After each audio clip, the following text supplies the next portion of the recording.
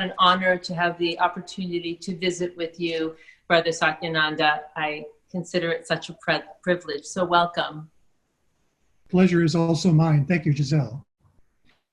Let's start where we are, which is in the middle of this global pandemic, as you celebrate your centennial, the 100-year anniversary when Paramahansa Yogananda brought his teachings of yoga, meditation, self-realization to the United States, here to Los Angeles, where we are. What is the significance of this milestone anniversary falling right in the middle of this pandemic, this global crisis? That's a very interesting question, Giselle. This is obviously not something that we have planned. There was a greater convergence going on here. But it is interesting because Paramahansa Yogananda brought to the modern population of the world a very sophisticated teaching with lots of useful tools for being able to build a spiritual lifestyle around a core spiritual practice, with the ultimate outcome of it creating inner peace, purpose, and the ability to be able to cope with crisis. So I think that there's no greater time when the need is there than now. And perhaps this is as it was intended. Well, his teachings and his tools for exploring inner life are more relevant now, certainly, than ever in this crisis. His book, Autobiography of a Yogi, it transcended just all worlds, all borders. It was one of the most iconic spiritual exploration books of our time, of the ages. Why do you think it was so resonating with humanity, and why is it so timeless even today, his teachings? Well, the Autobiography of a Yogi is essentially Paramahansa Yogananda's search for higher truth and realization. And this is a universal dynamic that people are suffering. And as they struggle with deep questions and trying to find the meaning of their own life, they gradually go on a search for purpose and meaning. And this is what the Autobiography of a Yogi is all about. It's Yogananda actually seeking for the answers to the highest questions. And in my conversations with people, just the past 2 or 3 weeks, people are starting to ask questions now about themselves and about their life that they have never asked before. Brother, you have been with the self-realization movement for a generation, more than 30 years, the minister and spiritual leader of the Lake Shrine, the Self-Realization Center in Pacific Palisades here in California for more than 10 years. What personally is meaningful to you as you celebrate 100 years of this incredible teaching wisdom? My life has been dedicated to helping those who want to advance themselves inwardly, to making a connection with their higher self, and to putting it into a practical application in their daily lives so they can see the results. And it's been very satisfying for me the past month, I would say, to be able to help people during a critical time in their life. So I've had a lot of very wonderful conversations in the middle of all of this chaos. And the feeling I get is that people now are very motivated and they want to follow a spiritual path that can lead them to greater inner happiness and peace. So I found great satisfaction, let's say, in being able to apply what I know and have experienced and the teachings of my guru to other people's very critical needs. This has been very satisfying for me, and I'm happy to be on the front lines, you might say, in that way. You are on the front lines. You're one of our first responders, more necessary now than ever. And maybe that's the silver lining during this worldwide crisis. Your teachings, and you have said that yoga, it all starts with yoga. That to be a channel to God, we must turn inward, that bliss, our happiness will not be found chasing outside bling and excitement. It will be within. Talk to us about what is so powerful about an internal life and seeking an internal life. Well, as we can see right now, the outer life is not stable, especially now. It's particularly highly unstable. But anyway, under any life conditions, they're constantly changing, they're unstable. We find something that we like, it changes tomorrow. We have a source of happiness that rewards us. That shifts and changes, it's not available anymore. This creates a lot of natural insecurity. What Paramahansa Yogananda brings to us is a way that we can discover a secure and sustainable happiness and peace that comes from within us. And once we can begin to make that shift from seeking our ultimate happiness without to seeking our ultimate happiness within, this begins to make all the difference in the world, because it's very empowering. It's very empowering to say, I have the resource for great happiness always right within me. I just need to configure my life around that. So I think this is very timely and very important, because people are suffering with the tremendous insecurities and fears that life is imposing on us right now. Paramahansa Yogananda wrote that he was lost when he had his epiphany, if you will, in studying the science of religion.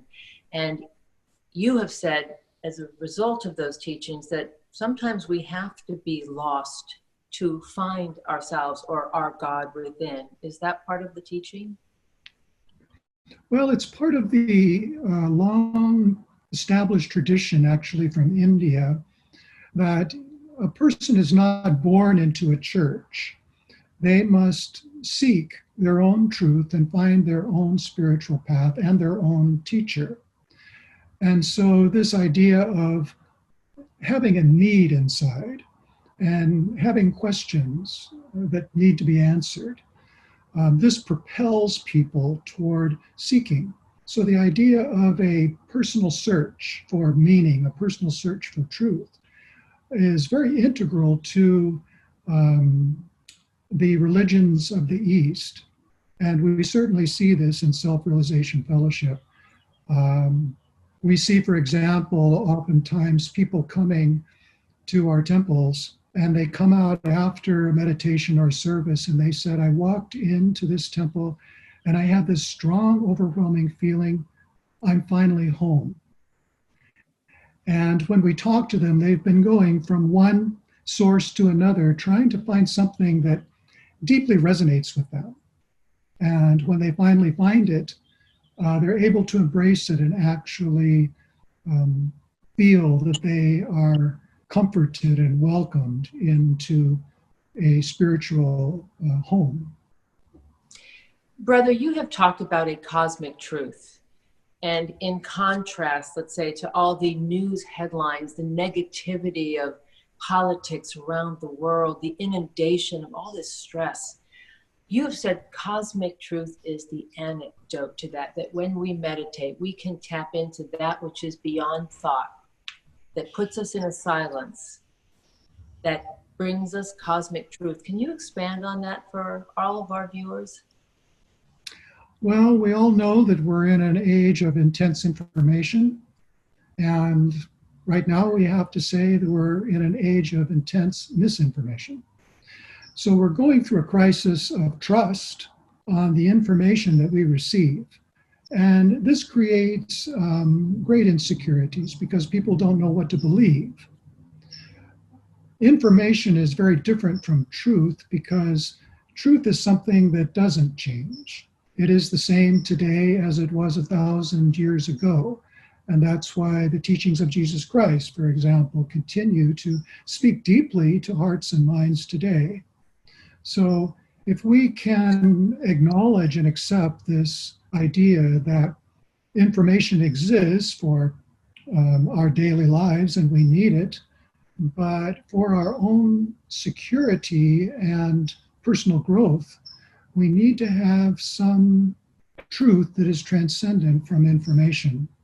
And we find that once we have that, we can begin to rely on it. So some of the advice that I've been giving to people when they're feeling really insecure, I tell them to go on a media fast. I tell them unplug for 24 hours. It's amazing how the personal crisis passes. And then I tell them, stay connected with your media sources because the information is important that you're receiving, but balance that with a source of truth that you trust. And when you have these two working together symbiotically, then you begin to find a wonderful balance that is strengthening for our hearts and minds. Brother, I asked you previously, do you speak to God in your meditations? Because I think we all, when we sit down to meditate at various levels, that is what we hope to tap into, that cosmic wisdom that is within us. And you said you have an intuitive conversation with God. Intuitive conversations. Well, for those who have a life of prayer, there's often the expectation that maybe God will speak to them in a voice within their own mind, or maybe even voice out loud. Actually, God's voice is more profound, and its most profound form is in the voice of silence. God speaks through feeling, speaks through the feeling of the heart. And so we take into our meditation and prayer perhaps a need that we have. And out of that need, there can come an intuitive feeling that completely satisfies the need. We know we're being taken care of. We know that things are being looked after. We know that there is a purpose and a plan. And then as life unfolds, we realize that that intuitive feeling that we had spoke volumes, in fact. So God's silence speaks very loudly when we're there to listen.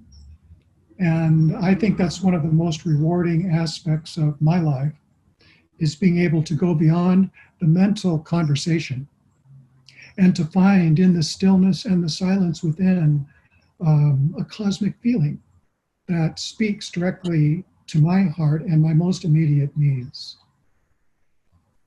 And for those who long for that deeper meditation, what techniques can you advise us to achieve so that we can experience that as well? Well, Paramahansa Yogananda, through his Self-Realization Fellowship Lessons study course, gives a sequential path that we can follow with specific methods. So there's a methodology here, and that's why Yogananda has called it the science of religion. So science is something that you can perform a procedure, and if you follow the steps of the procedure, it will produce the same result every time. That's being scientific. So religion becomes scientific when we have a process that we can follow, that if we take the steps, it will produce the desired result. And meditation techniques for concentration, for example, being able to go beyond the conversation of the mind, there are techniques to do that. Meditation to be able to tune in with God's cosmic word, the word of God. All religions speak of the great cosmic word of God, but how do we listen to it? How can we hear it? How can we feel it? There are actually methods that we can follow to learn how to do that. Ultimately, Yogananda teaches Kriya Yoga. Kriya is a form of meditative action that transmutes all of our human forces and lifts them up to a higher plane where we can begin to experience and express God's higher knowledge, wisdom, love, And brother, we should just point out that even during this time when the Self-Realization Center is closed because of the pandemic, you do offer home study and self-realization fellowship lessons online. Is that right? That's correct, Giselle. Anyone who wishes can go to yogananda.org, and we have a lesson study course that comes in the form of booklets. They're very profound, and they immediately start addressing the most urgent questions we have. Also, it's online, so we can access the teachings from a phone or a tablet. So you can take that with you, being able to study, follow the practices. We have online meditations that people can join. So even during the period of shutdown now, it's been very beneficial for people to be able to follow from their own homes. Because people right now are in fear. Many are losing not only loved ones from this pandemic, but they're losing their livelihoods. And then comes depression and real anxiety and isolation and loneliness, all of the dynamics that turn us inward. And funny enough, or not funny, but maybe cosmic in a sense. Yeah, we are being forced to stay at home, to isolate, to be away, to reset, if you will. Is there an opportunity for us, a silver lining, a blessing to be derived from the opportunity of this isolation? Yes, Giselle, I feel there has to be. We're human beings. We have hope. We are always looking for a higher purpose. That's part of being a human. And so what Paramahansa Yogananda brings is a pathway or a life of meaning and purpose. And so during a crisis, all of that gets blown away. And we have crisis on multiple levels. We have a health crisis, we have professional life, we have the life of that we enjoy, and we wonder, is it going to remain the same? Will I still be able to have the same enjoyments that I had before? And so along comes a teacher that says, well, the outer life is a drama. It's always there. It's unpredictable. You can't rely on it. If you take an opportunity to look within you while you are home, while you are shut in, while you are sheltered, if you take this as an opportunity to discover some new resources that are right within yourself, the potential reward is great. So this has been the message that Self-Realization Fellowship has been giving over and over again throughout these past 6 weeks. We've been actually trying to target this need and clarify it for people, because we go into a crisis as large and as consuming as we have right now, and people get very confused. And so we've been trying to clarify it, say, look, there is an opportunity that's buried here. Unwrap it, unpack it. It can become real for you. So we're trying to make it personal. I'd like to just delve into some of the teachings and how they apply practically to our spiritual life on the ground, if you will, because it's challenging. It's always great to be spiritual and connected and meditate when times are good, but when things are filled with tension and anxiety, it's so hard to keep your focus. Let's focus for a minute on fear. How do the teachings of Yogananda help us somehow dissolve that fear within? Well, we are interpreting our environment all the time. And when we interpret our environment as a threat, sometimes it is, sometimes it isn't. It's just the way we perceive it. But when we interpret our environment as a threat, we go into that organic state of fight or flight.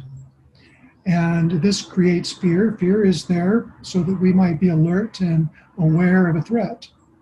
But it becomes a chronic experience when we don't release that fear. And then it begins to prey upon us. It preys upon our mind, our emotions, our physical bodies.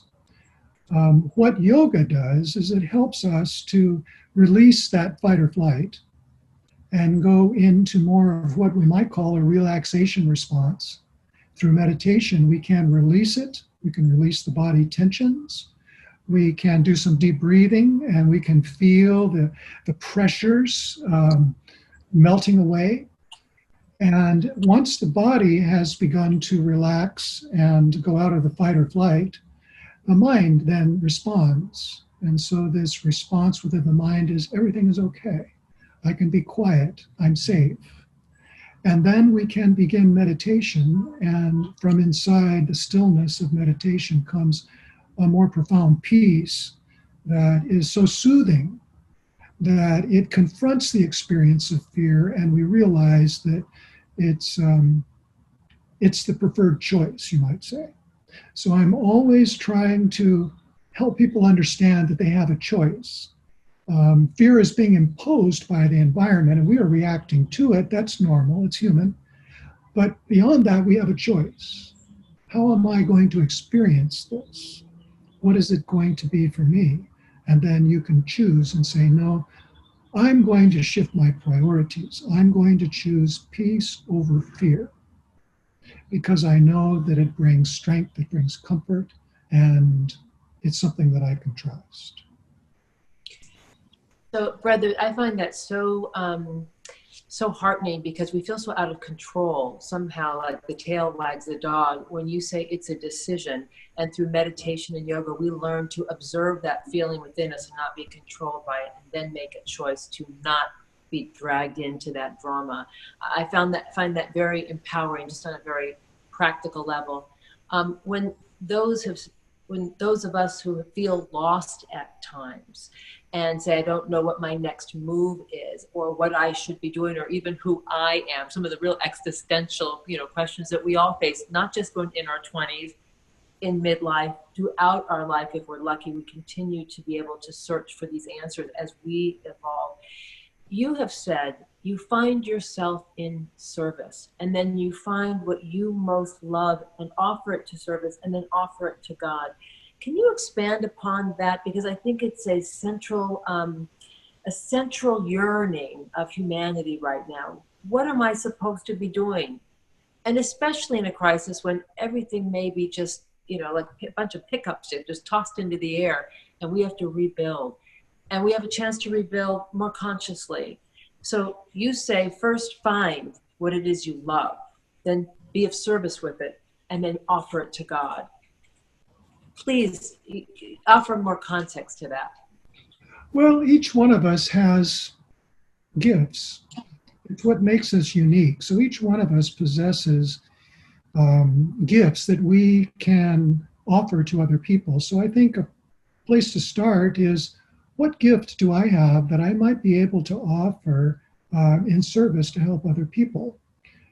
And you might say, well, I don't know if I have any gifts, but really look at yourself and say, what attributes or qualities do I have that I'm proud of in myself, that I really trust about myself? And you will find that you do have gifts. And then take those gifts and say, Lord, you can even say in prayer, it's a beautiful prayer, show me this day, today, this day ahead, how I can offer my gifts to those who have needs around me. And you will find that the cosmos kind of matches you up. If you're aware of your gifts that you have to give, and you have a loving desire to give, they say that empathy is the ability to understand the feelings of others, but compassion is the desire to act on it. So if we have a compassion for wanting to help other people, we can say, Lord, show me how I can use my gifts in service today. And then you go about your normal activities, and you'll be shown directly. You'll recognize the need. You'll understand how a gift of yours matches that need. And then the heartfelt words, the comfort, the empathy flows. So I think that if we just have the spirit of wanting to give, wanting to serve, wanting to be part of the solution and not part of the problem, and we understand the gifts that we have to offer, then they naturally are matched up. And it's a very, very satisfying feeling when you are in your best mode, performing something that you know and love and trust about yourself, and you're able to help another person in their time of need.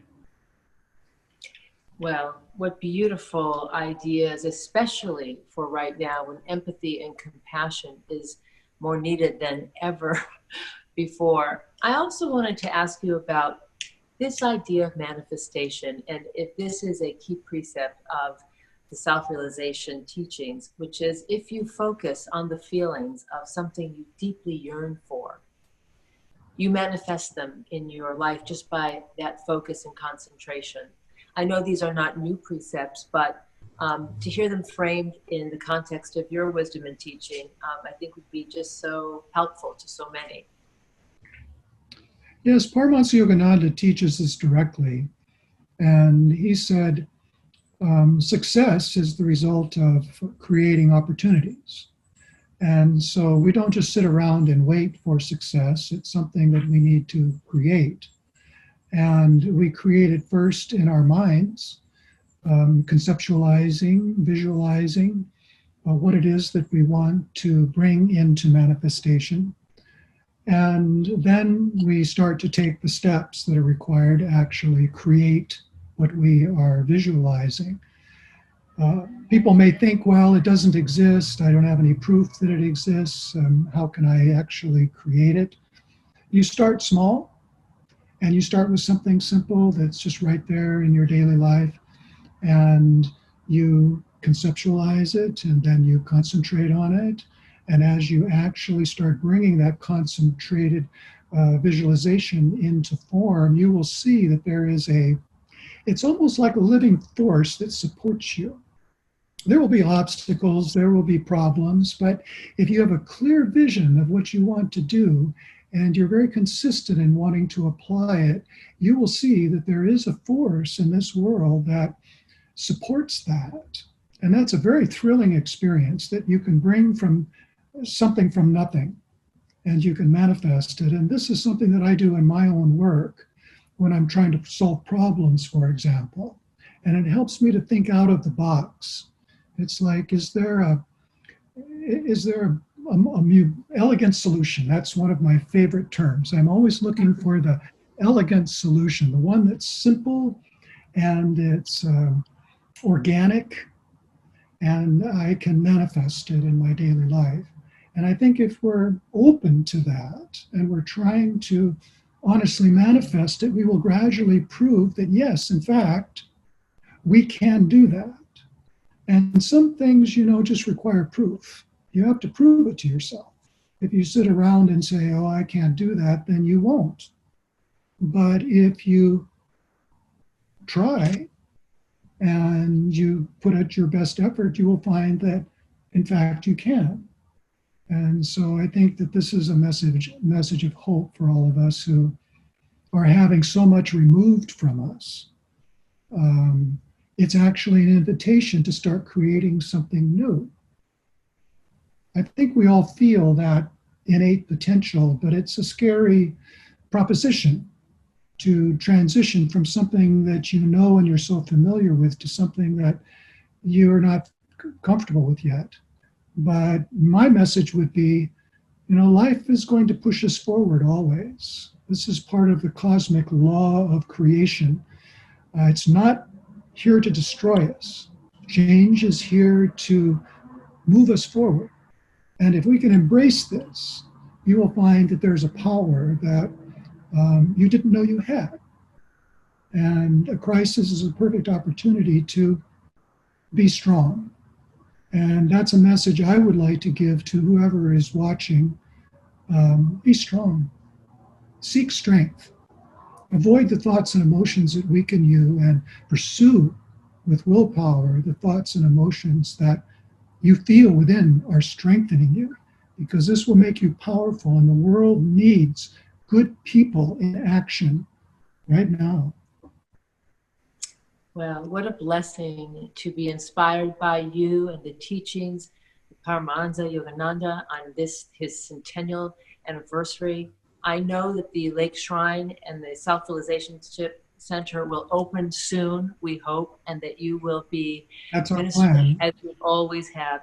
I can't thank you enough for sharing your beautiful teachings with us and your hopeful prayer for all of us, that we have power within when we tap into it through the immense opportunities of meditation and yoga.